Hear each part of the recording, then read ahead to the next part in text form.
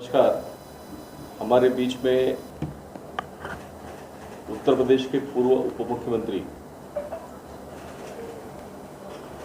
राज्यसभा सांसद और लोकसभा चुनाव में महाराष्ट्र के प्रभारी डॉक्टर दिनेश शर्मा जी आज प्रेस वार्ता के लिए आपके बीच में हैं। मैं आप सभी का स्वागत करते हुए डॉक्टर दिनेश शर्मा जी से अनुरोध करूंगा कि वो प्रेस की शुरुआत करें।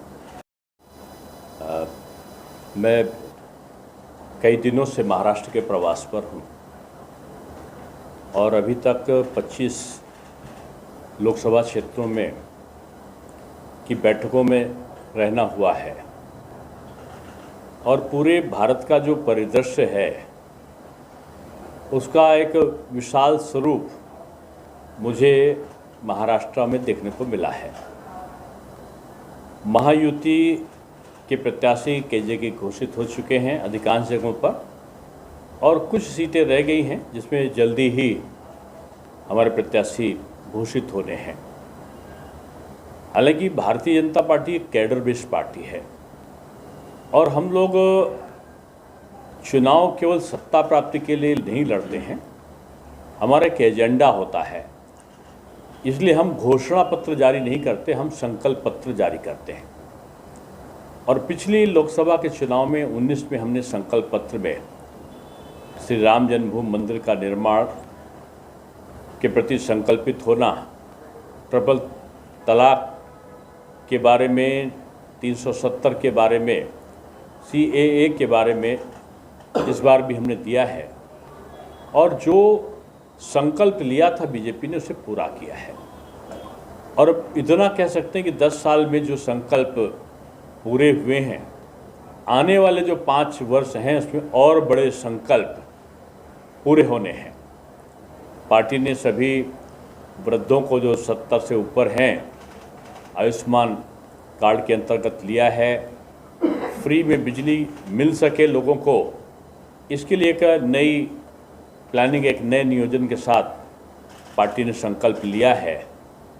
युवाओं को रोजगार के लिए विभिन्न तरीकों को, चाहे वो निवेश के द्वारा, चाहे मुद्रा लोन के माध्यम से, चाहे उनको विभिन्न प्रकार के जो कौशल विकास की ट्रेनिंग देकर, यानी रोजगार युक्त युवा हो और एक सशक्त महिला या नारी हो और किसान की आय दुगनी हो और इसके साथ साथ जो गरीबी है, 25 करोड़ लोगों को गरीबी की रेखा के ऊपर किया है और अब लक्ष्य है कि भारत से हम गरीबी को मिटा सके, केवल नारा न बने। महाराष्ट्र की स्थितियां अलग हुई हैं और उनका कारण है कि 2019 में उद्धव जी ने अपनी जो उनके पूज्य बाला साहब ठाकरे जी जो नीति और जो संकल्प लिए थे उसको तिलांजलि देके उन्होंने कांग्रेस का चोला पहन लिया और रामनामी और सनातनी चोला कहाँ चला गया उसे आज भी शिवसेना उद्धव गुट का कार्यकर्ता ढूंढ रहा है। उनके सांसद सदस्य चले गए, उनके आमदार चले गए और अब उनका जो मूल कार्यकर्ता और मतदाता था वो आज बीजेपी के कार्यों के कारण, क्योंकि बीजेपी ने जो बाला साहब के साथ में मिलके, ठाकरे साहब के साथ में मिलके बीजेपी ने जो काम किया था, उन्हीं कामों को, उन्हीं नियतों को बीजेपी ने नहीं छोड़ा और उनको लेकर आगे चले। और खुशी इस बात की है कि आदरणीय राज ठाकरे साहब ने जो मन से है, उन्होंने मन से भी नरेंद्र मोदी जी को समर्थन दिया है। मैं समझता हूं कि उद्धव जी को अपने उन परंपराओं को और गौरव को सोचना चाहिए था। राम जी का विरोध करने वाली कांग्रेस के साथ जो राम जन्मभूमि के शिला पूजन के समय लोगों को यहाँ बंद कर दिया गया कि वो उत्सव नहीं मनाएंगे, हनुमान चालीसा करेंगे तो उनकी गिरफ्तारी हो जाएगी, कुछ और विरोध करेंगे तो कंगना रनावत ऐसी महिला का घर गिरा दिया जाएगा। ये एक तानाशाही सरकार चलाई थी और उसका नतीजा यही हुआ कि आज ये सत्ता विहीन हुए हैं और भविष्य में भी सत्ता के दूर दूर तक करीब नहीं होने वाले हैं। बीजेपी का टारगेट है जो महायुति है, हम सब एक साथ मिलकर अपने नीचे के सम्मेलन भी हमने संपादित किए हैं। एक दूसरे के कार्यकर्ताओं का हमारी संचालन समिति में समावेश भी है। यहाँ नेता मिले हैं, दल मिले हैं और दिल भी मिला है। और मैं समझता हूँ कि जो विपक्षी गठबंधन है उसमें हाहाकार है और उनके में शक्ति नहीं है मोदी की ललकार का सामना करने की। अब तो यहाँ पर तमाम प्रकार के घोटाले सामने आए। अब मैं कोई खिचड़ी का या किसी का घोटाले को उल्लेख नहीं करना चाहता हूँ, लेकिन यहाँ गली गली में शोर है। अब आगे मुझे नहीं पता कि क्या है, लेकिन यहाँ शोर है। यहाँ बहुत सारे प्रमुख लोग थे विपक्ष के जिन्होंने अच्छा नहीं किया। हालांकि खिचड़ी जब चूल्हे पर पकती है तो पाचन होता है, स्वास्थ्य के लिए अच्छी होती है। जब खिचड़ी दिमाग में पकती है और झोली भरने के लिए पकती है, तो दिमाग में जिनकी खिचड़ी पकती है वो राजनीतिक स्वास्थ्य को खराब करती है। मैं समझता हूँ कि जो महाबिगाड़ी संगठन है, उस महाबिगाड़ी संगठन में खिचड़ी दिमाग में पकी है कुछ नेताओं के, और इस लोकसभा चुनाव में उनका राजनीतिक स्वास्थ्य खराब होने वाला है। आज भी पार्षदों की बैठक हुई है, हमारे जो आमदार हैं, एमएलएज हैं, उनकी बैठक हुई है, हमारे पदाधिकारियों की हुई है। और बीजेपी का संगठन एक बहुत प्रभावी संगठन है, जिसको हम बोलते हैं कि सुपर वॉरियर्स, यानी हमारे उत्कृष्ट योद्धा जो चुनाव के हैं। आप कहेंगे प्रत्याशी नहीं, फिर क्या करें? हमारे प्रत्याशी बीजेपी तलाशती नहीं है। बीजेपी का कार्यकर्ता का एक ही प्रत्याशी है, वो है नरेंद्र मोदी।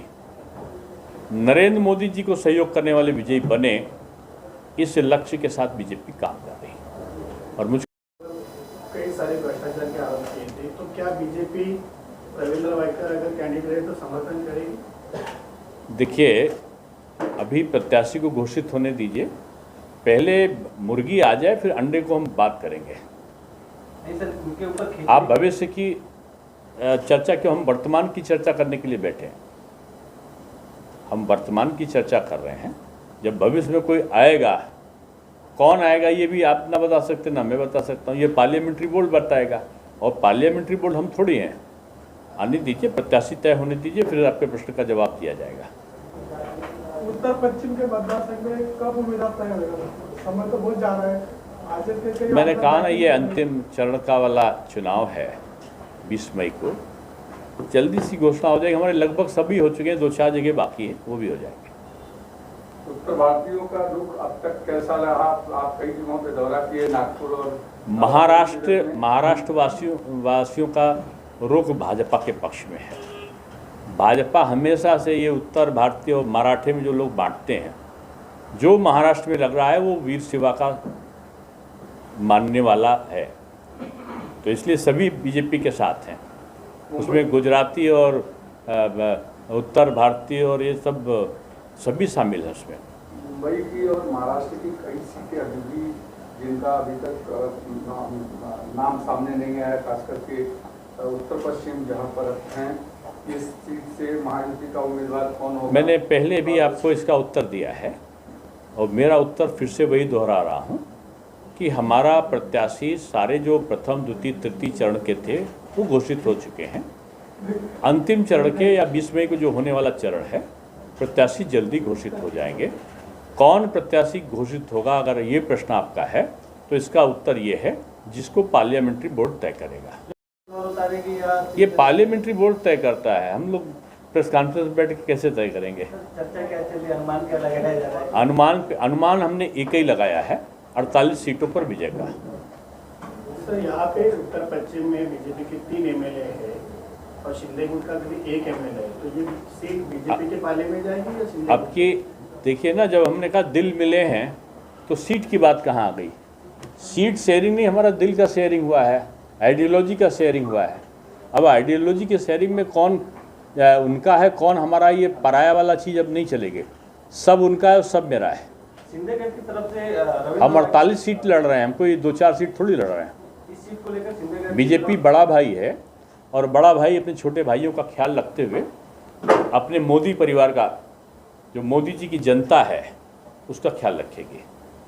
भाजपा से तो उज्ज्वला मोड़क का नाम सामने आ रहा है, इसके बारे में क्या कहना है? कहाँ से? हमारे पक्ष है भाजपा से उज्ज्वला मोड़क का नाम सामने आ रहा था 2-3 दिन से। अब मेरे सामने नहीं आया, अभी मेरे सामने आता तो मैं आपको बताता। उज्जवल निगम की बात कर रहे हैं। मैंने उसका जवाब यही दिया है कि ये इस प्रकार का जो प्रश्न है वो उसका उत्तर केवल और केवल पार्लियामेंट्री बोर्ड दे सकता है।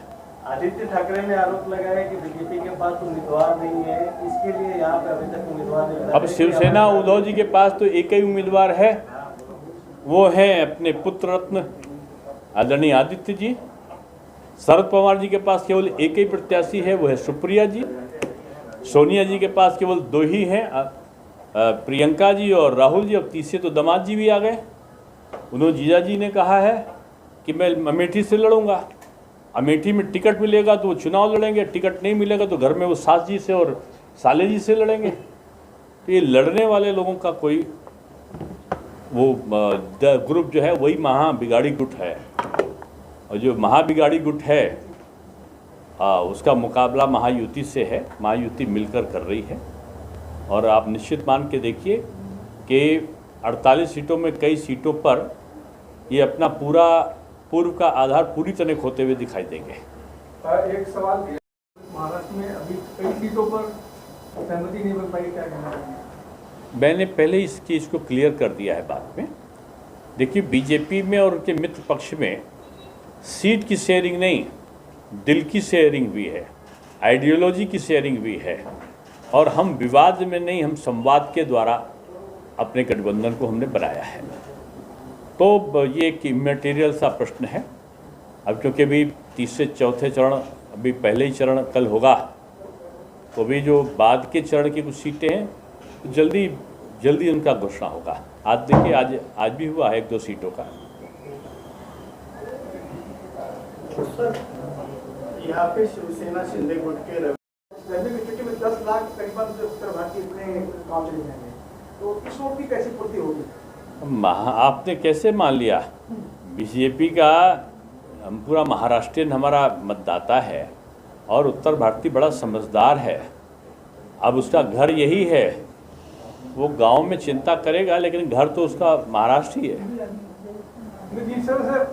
वोट कम होंगे सर, उतना बोलने का नहीं कम होंगे, वो बहुत समझदार लोग हैं। और उत्तर प्रदेश में जो अलग अलग चरण पे हैं, जैसे जौनपुर, ये जो आपका जिस क्षेत्र के लोग, हाँ, उत्तर भारतीय मतदाता कहाँ जाएंगे? तो सर ने बोला कि मतलब उत्तर भारतीय मतदाता समुदाय है। अरे वो यहाँ पे वोटर बन चुके हैं, यहीं वोटर देंगे। अब गांव में वोटर नहीं है। ये पूर्व जन्म की बात बता रहे हैं आप। अब वर्तमान समय में कोरोना के बाद योगी जी ने तमाम लोगों का रजिस्ट्रेशन वहीं कर लिया। जो वहाँ के रहने वाले थे ज़्यादातर वहीं अब रह गए, वहीं रोजगार मिल गया उनको। और जो यहाँ रह रहे हैं उनके वोटर यहाँ पर हैं, वो अपने मत का पहले प्रयोग करते हैं। मतदान के समय यहीं रहेंगे, मतदान करके गांव जाएंगे। राज ठाकरे के बीजेपी में आने से उत्तर भारतीयों में नाराजगी भी कई जगह पर देखी गई है, क्या लगता है? नहीं, राज ठाकरे जी ने अपने मंतव्य को प्रकट किया है। और उनकी पार्टी में भी अगर आप देखो तो उत्तर भारतीय विंग है। और अगर आप एनालिसिस करो, उन्होंने माननीय प्रधानमंत्री जी को जो समर्थन दिया है, उसके पीछे उन्होंने कहा कि बाला साहब ने जिस तरह सनातन की और हिंदुत्व की और भारतीय संस्कृति और परंपराओं के रक्षण किया था, वो मोदी जी कर रहे हैं। अब इस चीज़ को उद्धव जी को समझना चाहिए। तो सर उत्तर भारतीय कल्याण की घटना को भूल जाएंगे? मनसे ने जो कल्याण, देखिए, भविष्य अच्छा हो, इसकी तरफ सबको मिलकर चलना है। और बीजेपी सबकी चिंता करके चलती है, सबको मिलाकर चलती है। इसीलिए बीजेपी सबको साथ लेके चलती कि सबके साथ अच्छा हो, किसी के साथ कोई गलत ना हो। और यहाँ पर वो लोग महाराष्ट्र का हित नहीं चाहते हैं, जो उत्तर भारतीय और महाराष्ट्र के लोगों के बीच में दूरी पैदा करना चाहते हैं। जो महाराष्ट्र में रह रहा है वो वीर शिवा की संतान है, और छत्रपति महाराज शिवाजी महाराज की जो आन बान शान है वो महाराष्ट्र नहीं पूरे भारतवर्ष की है। इसलिए यहाँ का हर व्यक्ति उनको अपना आराध्य मानता है। अब तक आपकी इतनी सारी आवाज जो बैठी और महाविकास अघाड़ी दोनों के उम्मीदवारों ने नामांकन भरा है, शरद पवार ने उसे प्रतिष्ठा का विषय बनाया हुआ है। बीजेपी किस तरीके से उस चीज को देख रही है, क्योंकि बीजेपी के लिए जो एक चुनाव वहाँ पर महायुति की प्रतिष्ठा स्थापित होगी। परसों मैं बारामती था और दिन भर मैंने वहाँ के जो जोश देखा है कार्यकर्ताओं में, तो मैं इस तरह कह सकता हूँ कि महायुति अब तक लीड के मामले में लखपति बन चुकी है, यानी 1 लाख से ऊपर की लीड उसकी पहुँच चुकी है। जैसे जैसे चुनाव आएगा महायुति की प्रतिष्ठा बचेगी, और महाबिगाड़ी ने जो बिगाड़ा है घर भी और दल भी, तो जनता उसको जवाब देगी। धन्यवाद। उसमें अब तक क्या चीजें देखने को मिली है कि कितनी ये मंथन हुआ है, हमारा विचार मंथन हुआ है, और मंथन में 48 सीटों की जीत का अमृत निकला है, और उसमें ये उत्तर पश्चिम जीत में तो अमृत बहुत ज़्यादा मिला है हमको। लेकिन पूनम महाजन का अमृत अभी मिलेगा उस सीट पर? आप नाम लेते हैं, हमारे पार्टी के वरिष्ठ लोग हैं, और उनका पार्टी के प्रति और पार्टी का उनके प्रति एक पारिवारिक परिदृश्य में रिश्ता है।